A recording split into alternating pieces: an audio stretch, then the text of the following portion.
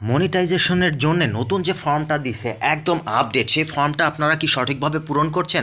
আজকে আমি দেখিয়ে দিচ্ছি আপনারা কিভাবে সঠিকভাবে সেই ফর্মটা পূরণ করবেন, তা নাহলে কিন্তু মনিটাইজেশন পাবেন না। তো এটা করার আগে, মনিটাইজেশনের আগে হচ্ছে আপনার সেই লিঙ্কটা কীভাবে নিব।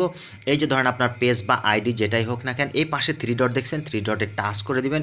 তারপর একটু নিচের দিকে চলে আসবেন, এই যে কপি লিঙ্ক, ব্যাস এখানে কাজ শেষ। আপনার আইডির কপিটা হয়ে গেল, যে লিঙ্কটা সেটা কিন্তু কপি হয়ে গেল। এবার আমি আবার সি ড্যাশবোর্ডে চলে গেলাম।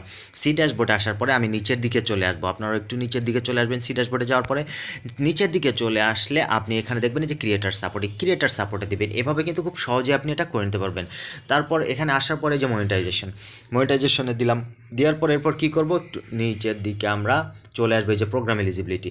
এখানে আসার পরে আবার যেটা ওপেন হলে এখান থেকে আরেকটু এই যে নিচের দিকে ইনস্ট্রিম অ্যাড, এখানে চলে আসবো। আসার পর আরেকটু নিচে আসি, এখানে দেখেন